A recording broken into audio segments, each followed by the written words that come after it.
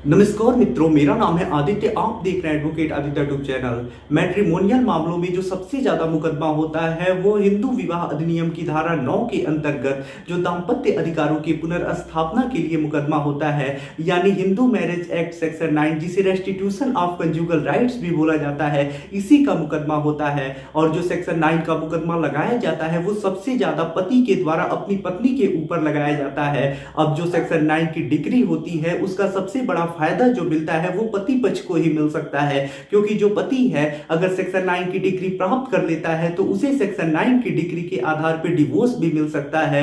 वो पत्नी को मेंटेनेंस देने से भी बच सकता है। 498A के मामले में पति का पक्ष भी मजबूत हो जाता है और अन्य कई पति को इससे फायदे भी हो जाते हैं। तो जो सेक्शन 9 की डिग्री मिल जाने के बाद पति पक्ष मजबूत होता है, पति को फायदे मिलते हैं। तो अगर वो सेक्शन 9 की डिग्री पति को जल्दी मिल जाती है तो इसकी वजह से पति को बहुत बड़ा फायदा मिल सकता है। लेकिन अब देखिए, होता यह है कि पति सेक्शन 9 का केस तो लगा देता है, लेकिन ये केस बहुत लंबा चलता है। ऐसे में जो पत्नी पक्ष का मुकदमा होता है, जैसे 125 सीआरपीसी, उसमें भी पत्नी का ऑर्डर हो जाता है, पति को ऑर्डर हो जाता है कि वो पत्नी को मेंटेनेंस दे। अन्य बहुत सारे ऑर्डर पति के खिलाफ हो जाते हैं। उसके बाद सेक्शन 9 की पति को डिग्री मिलती है। तो ऐसे में अब ये डिग्री बिना किसी काम की रह जाती है और पति का अब इसको कोई फायदा नहीं मिल पाएगा। लेकिन अगर ये डिग्री पहले ही पति को मिल गई होती तो उसका उसे कई फायदे मिल चुके होते। तो इस वजह से पति को उचित न्याय नहीं मिल पाता है, क्योंकि न्याय मिलने में देरी हो जाती है पति को।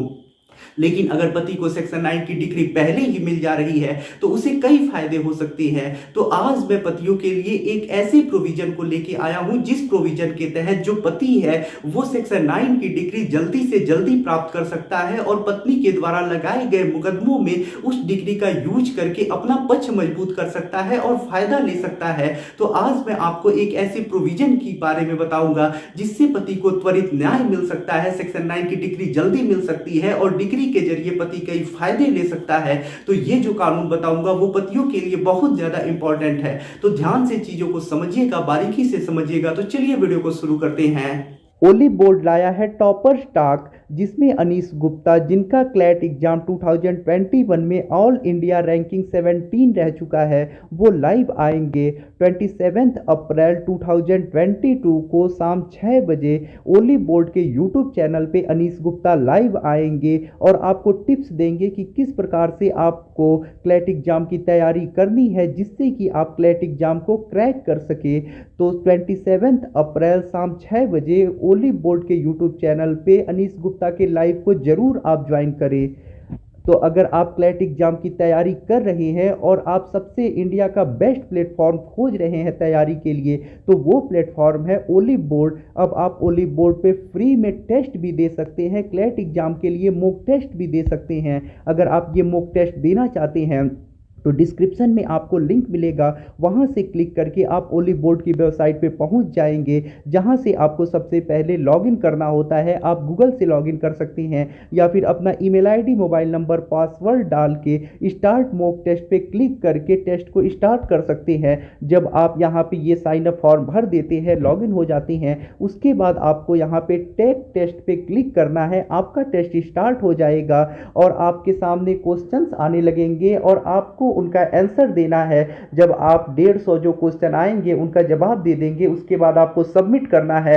सबमिट के बाद आपको आपका रिजल्ट दिखा दिया जाएगा, जिससे कि आप ये जान सकेंगे कि आपकी तैयारी कहां तक पहुंची है, कितनी स्ट्रांग आपने तैयारी की है। तो ओली बोर्ड पे ये जो फ्री मॉक टेस्ट है उसका भी आप जरूर फायदा उठाएं और ओली बोर्ड की मदद से अपने क्लैट एग्जाम की तैयारी को और आसानी से करें और स्ट्रांग जरूर करें।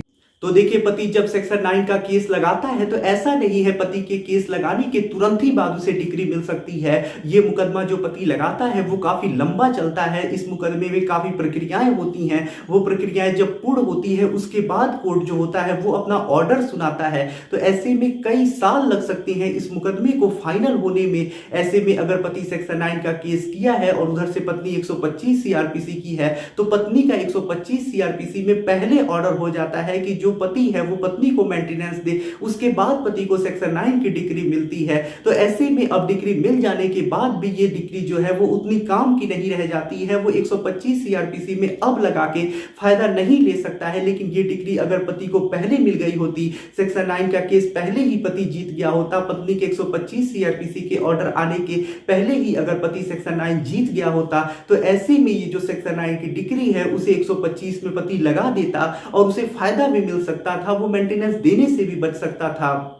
तो ऐसे में पति के लिए ये देरी की वजह से बड़ा नुकसान हो जाता है। तो आज मैं आपको वही प्रोविजन बताऊंगा जिसके तहत जो पति है वो जल्दी से जल्दी डिग्री प्राप्त कर सकता है। तो देखिए, हिंदू विवाह की धारा 9 का जो मुकदमा किया जाता है या धारा 13 का मुकदमा जो किया जाता है, यानी डिवोर्स का मुकदमा किया जाता है, इस मुकदमे को जल्दी से जल्दी न्यायालय प्रयास करते हैं कि समाप्त हो जाए। लेकिन इतने ज्यादा मुकदमों की पेंडेंसी होती है जिसकी वजह से ये मुकदमे जल्दी समाप्त नहीं होते हैं और काफी लंबा समय लग जाता है।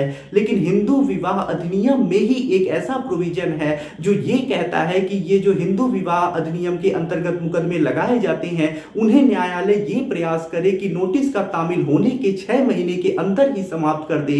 हिंदू विवाह अधिनियम की धारा 21 ख के 2 के अनुसार ये प्रोविजन किया गया है कि न्यायालय ये प्रयास करेगा कि जो भी मुकदमे हिंदू विवाह अधिनियम के अंतर्गत लगाए जाते हैं उन्हें 6 माह में निस्तारित कर दे। तो आइए अब हम सबसे पहले आपको यह बता देते हैं कि हिंदू विवाह अधिनियम की धारा 21 ख के 2 में क्या प्रोविजन किया गया है। उसके बाद मैं आपको बताऊंगा कि इस धारा का यूज आपको कैसे करना है, किस प्रकार से आप फायदा ले सकते हैं। हिंदू विवाह अधिनियम की धारा 21 ख की उपधारा 2 के अनुसार इस अधिनियम के अधीन हर अर्जी का विचारण जहां तक संभव हो शीघ्र किया जाएगा और प्रत्यर्थी पर अर्जी की सूचना की तामील होने की तारीख से 6 मास के अंदर विचारण समाप्त करने का प्रयास किया जाएगा।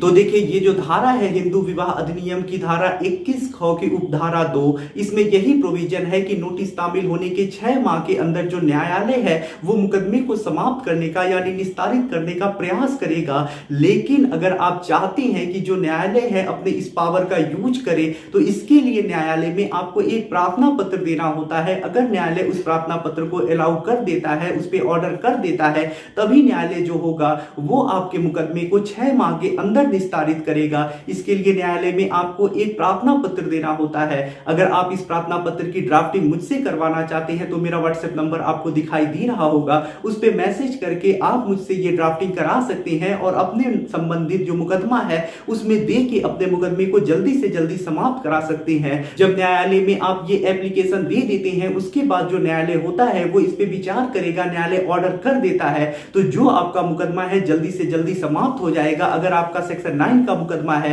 और वो 6 माह के अंदर ही समाप्त हो जाता है, आपको डिग्री मिल जाती है, तो फिर आप इस डिग्री को 125 सीआरपीसी में भी लगा सकती हैं। पत्नी अगर आके आपके साथ नहीं रहती है तो इसके आधार पे आप डिवोर्स का केस भी लगा सकती हैं और डिवोर्स के केस में भी हिंदू विवाह अधिनियम की धारा 21 ख का 2 का उपधारा जो है उसका यूज कर सकते हैं और फायदा ले सकते हैं। और साथ ही साथ अगर आपको डिग्री मिल जाती है हिंदू विवाह अधिनियम की धारा 9 की जल्दी से जल्दी, तो 498A केस में भी आपका पक्ष मजबूत होगा, डीवी के केस में भी आपका पक्ष मजबूत होगा और अन्य कई आपको फायदे मिल सकते हैं। तो आशा कर रहा हूं जो चीज मैं आपको समझाने का प्रयास कर रहा था वो आप समझ चुके होंगे और जान चुके होंगे कि किस प्रकार से आप हिंदू विवाह अधिनियम की धारा 9 की डिग्री जल्दी से जल्दी प्राप्त कर सकते हैं और अपने अन्य मुकदमों में फायदा उठा सकते हैं इस डिग्री की। आशा कर रहा हूं ये जानकारी आपको काफी ज्यादा पसंद आई होगी।